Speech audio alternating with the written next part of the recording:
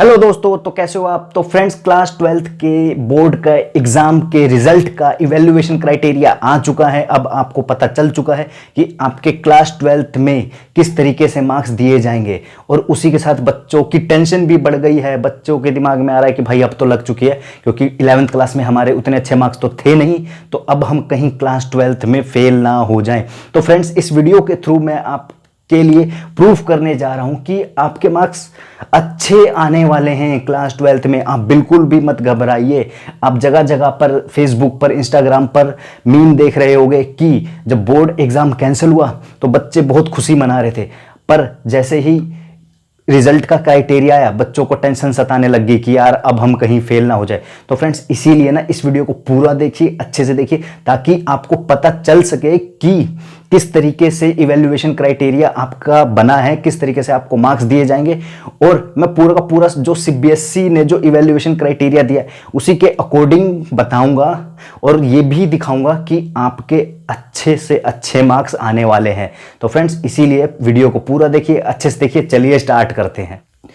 तो फ्रेंड्स, मैंने पूरा का पूरा ये फॉर्मेट तैयार कर रखा है। तो फ्रेंड्स, जैसा कि आपको पता होगा, क्लास 10th के आपके 30% देखे जाएंगे बेस्ट 3 के, ठीक है। बेस्ट 3 का एवरेज निकालेंगे, फिर उसका 30%, फिर क्लास 11th में जितने भी पर्टिकुलर सब्जेक्ट में आपके मार्क्स आए हैं उसके 30%, और क्लास 12th में जो भी आपके थ्योरी मार्क्स आए हैं उसमें आपके 40%। तो इस तरीके से आपका क्राइटेरिया है, जैसा कि आपको पता होगा। अब देखिए, जानते हैं कि किस तरीके से आपको मार्क्स दिए जाएंगे और कैसे आप पास तो जरूर ही होगे। बाकी अच्छे मार्क्स आएंगे नहीं आएंगे वो आपके मार्क्स पे डिपेंड करता है। तो फ्रेंड्स देखो, 10th क्लास में जैसे थ्योरी के बेस्ट 3 ले लिए मैंने, ठीक है ना। बाकी के सब्जेक्ट के लिखने का तो कोई मतलब ही नहीं होता। तो मान लो ये बेस्ट 3 ले लिए, 75, 65 और 70। तो फ्रेंड्स, इंटरनल असेसमेंट के मार्क्स नहीं जुड़ेंगे। अगर 75 और 20 ऐड कर दे तो 95 होता है, जो कि ये आपका ऐड नहीं किया जाएगा। सिर्फ थ्योरी के मार्क्स ऐड किए जाएंगे, या थ्योरी के मार्क्स सिर्फ कंसीडर किए जाएंगे। तो टोटल कितने होते हैं? 75, 65, 70, जो कि होता है 210। अब देखो, 210 को मैंने क्या कहा था, जो बेस्ट 3 होगा उसका पहले एवरेज निकलेगा। तो 210 का 3 से डिवाइड करा एवरेज निकालने के लिए, और उसका 30%, जो कि होता है 21।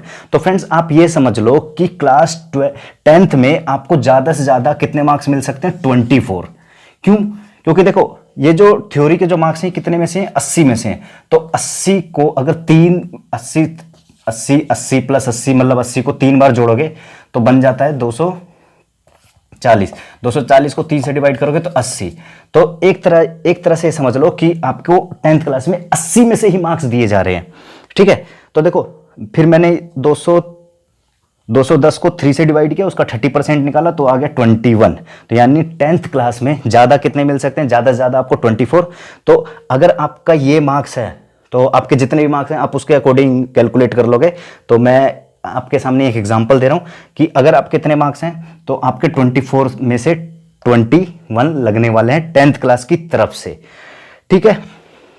अब देखो, 11th क्लास में अगर आपके फिजिक्स में, अब जैसा कि पता होगा आपको, 11th क्लास में तो बच्चों के गंदे मार्क्स आते हैं, क्योंकि भाई वो 10th क्लास से सीधा 11th क्लास में आते हैं, तो उनके लिए बहुत बड़ा ड्रास्टिक चेंज होता है। तो बच्चों के अगर 10th क्लास में अच्छे मार्क्स होने के बावजूद भी 11th क्लास में बहुत सारे बच्चों के टॉपर होने के बाद भी मार्क्स डाउन चले जाते हैं।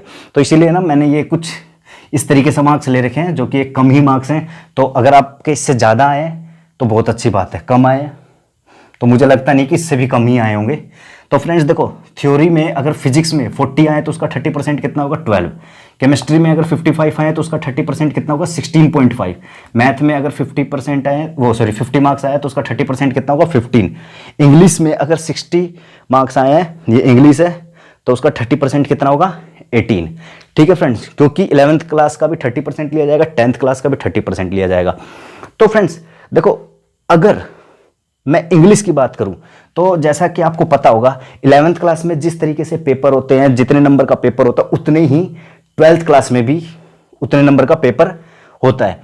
तो अगर 80 नंबर का पेपर देखा जाए, अगर मैं इंग्लिश की बात करूं तो देखो, 10th क्लास में भी इंग्लिश 80 नंबर का था, 11th क्लास में भी इंग्लिश 80 नंबर का था, और 12th क्लास में भी इंग्लिश 80 नंबर का होगा, क्योंकि 20 नंबर तो आपको प्रैक्टिकल के मिलने वाले हैं, इंटरनल असेसमेंट के मिलने वाले हैं, वो नहीं, ठीक है ना। तो वो तो जितने स्कूल वाले देंगे देंगे।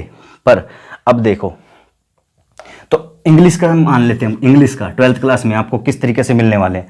तो 20 मार्क्स आपको मिल जाएंगे, ठीक है। और इंग्लिश में 60 नंबर अगर आपके आए हैं 11th क्लास में, तो 18 मार्क्स आपको इधर से मिल जाएंगे। तो ये कितना हो गया, 8 और 1 9 और 2 और 1 3। तो फ्रेंड्स देखो 39। अब आप ये सोचो कि क्लास 12th में पास होने के लिए जो मैक्सिमम मार्क्स होना चाहिए 100 में से, वो कितना होना चाहिए, 33।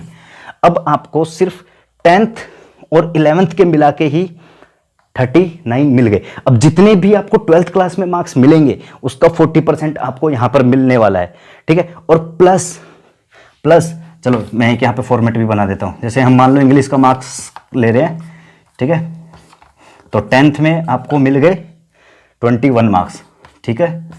और 11th में आपको मिल गए, अगर 60 आए तो उसका 18 मार्क्स, प्लस इंटरनल असेसमेंट जो कि आपका 20 मार्क्स का होगा। अब वो डिपेंड करते हैं टीचर आपको कितना देंगे। चलो मान लेते हैं भाई स्कूल की मर्जी है, अपने बच्चों को पास करवाना है, 20 नंबर दे दिए, ठीक है। अब जितने भी आपके प्री बोर्ड होगा, जो भी यूनिट टेस्ट होगा, उसके हिसाब से जितने भी आपके मार्क्स बनेंगे 12th क्लास में, उसका 40% होगा। तो ज्यादातर स्कूल वाले क्या करेंगे, जो लेटेस्ट प्री बोर्ड लिया होगा उसी के अकॉर्डिंग मार्क्स दे देंगे, ठीक। तो मान लिया हमने 60 आ गए, तो 60 का 40% कितना होता है फ्रेंड्स, तो ये देख लो, तो 24 मार्क्स। तो 24 मार्क्स आपको यहां से मिल गए। पर मैं आपको क्या बताना चाह रहा था कि देखो 33 तो आपके यहीं से कवर हो गए, 10th के और 11th के, क्योंकि देखो 21 और 18 39 हो गए।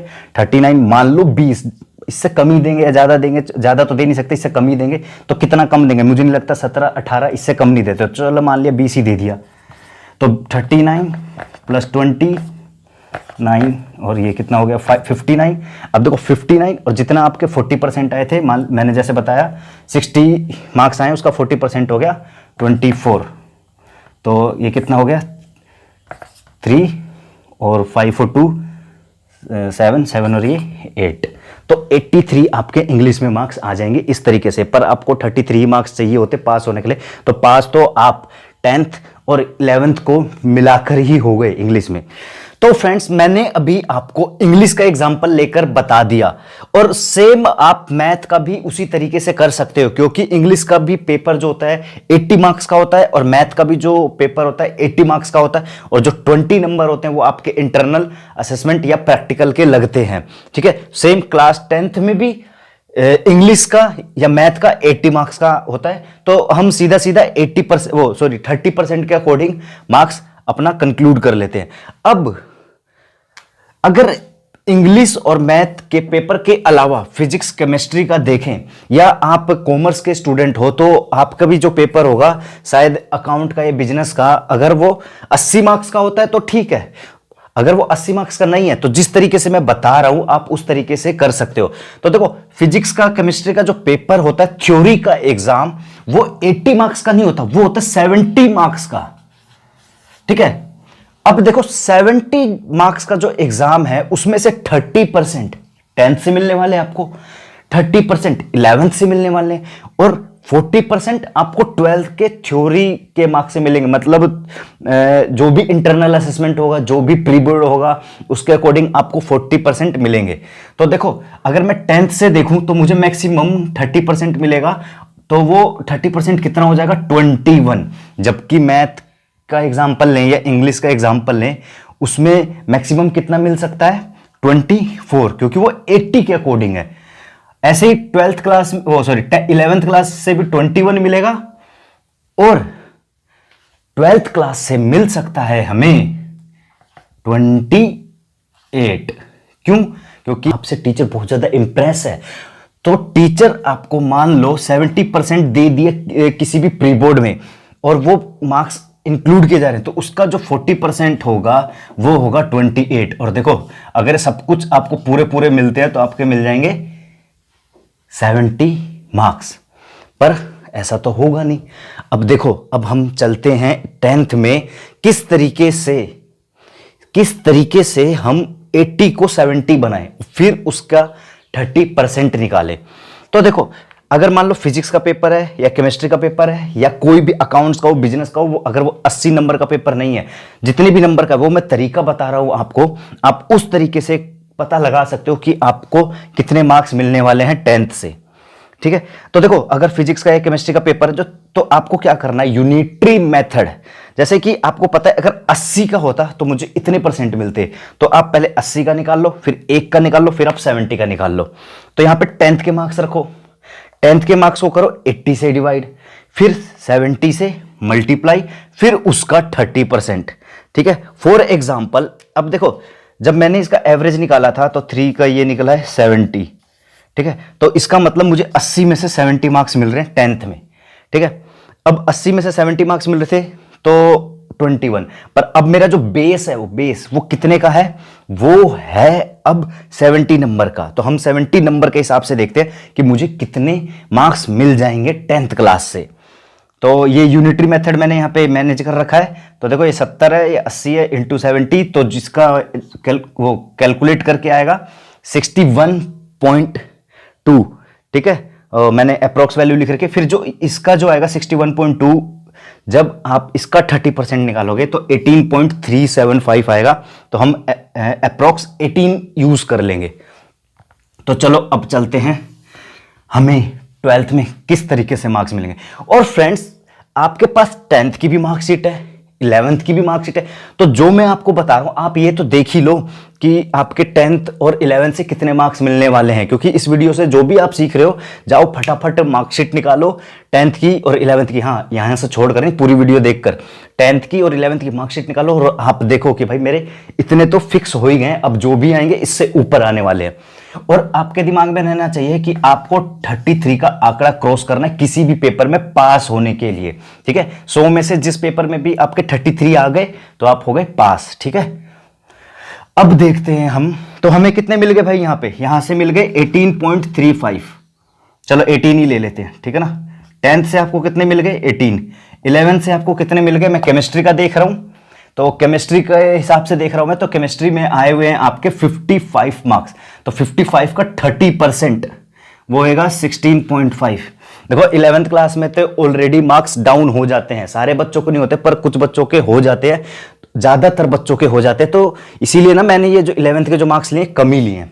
ठीक है ना, तो 10th के हो गए, 10th से मिल गए आपको 18, 11th से मिल गए आपको 16। अब इसको पहले जोड़ लेते हैं हम, क्योंकि हमें 10th और 11th के ही मार्क्स को मिलाकर देखना है कि हम 33 के आंकड़े को क्रॉस कर पा रहे हैं या नहीं कर पा रहे हैं।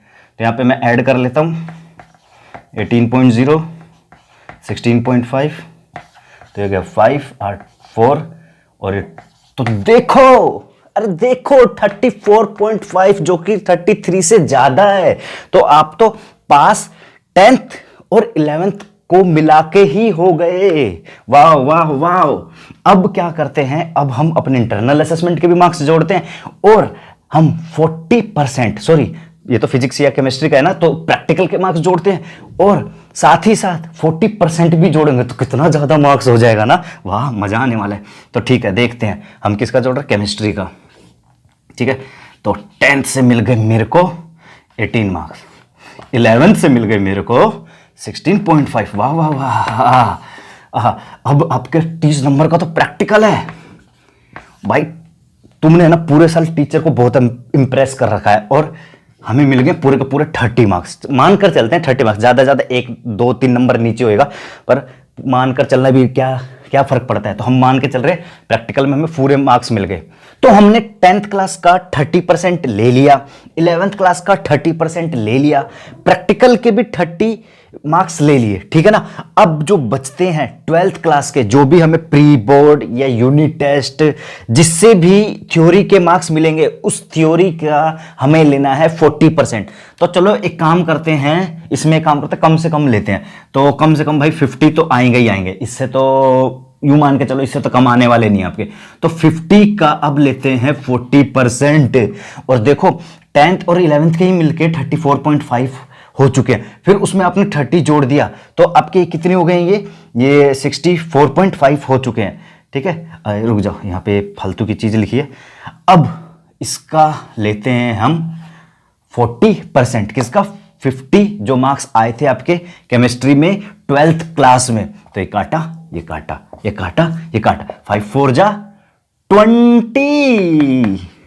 थ्योरी में मिल गए आपको 20 बड़े ही आराम से। अब आप देखो यहां तक आपके कितने हो चुके थे 64.5। अब 64.5 में 20 मार्क्स में जोड़ दूं तो बन जाते हैं मेरे 80। वाह वाह वाह वाह वाह, आपके बन चुके हैं अभी तक 84.5।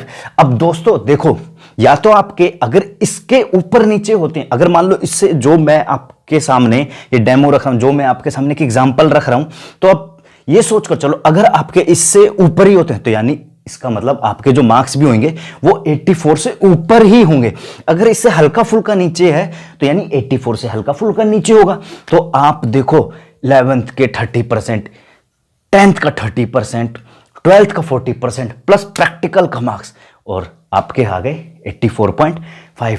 तो सोचो आपके इस तरीके से ही मार्क्स आएंगे अगर आप इसके रेंज में रहते हो तो। बाकी आपको मैंने बता दिया, आप चाहो तो चेक भी कर सकते हो कि कम से कम मेरे इतने मार्क्स तो बनने वाले हैं, इतने मार्क्स बनने वाले हैं, तो कम से कम इतनी तो परसेंटेज बनने ही वाली है। तो फ्रेंड्स अब जाओ, आप चेक करो और जाके कह दो शर्मा जी को कि भाई आप ज़्यादा आपको खुश होने की जरूरत नहीं है, मेरे अच्छे मार्क्स आने वाले हैं। ठीक है ना, आप पापा को बता दो, मम्मी को बता दो, आप दोस्तों को बता दो कि भाई मेरे इतने मार्क्स तो आने ही वाले हैं। तो फ्रेंड्स अगर ये वीडियो आपको पसंद आई है तो प्लीज़ वीडियो को लाइक करिए, ज़्यादा से ज़्यादा इसको शेयर करिए, और अगर अभी तक आपने मेरे चैनल को सब्सक्राइब नहीं किया है तो फ्रेंड्स प्लीज़ चैनल को सब्सक्राइब कर लें। मिलते हैं नेक्स्ट वीडियो में किसी नेक्स्ट टॉपिक के साथ, तब तक के लिए goodbye, see you again.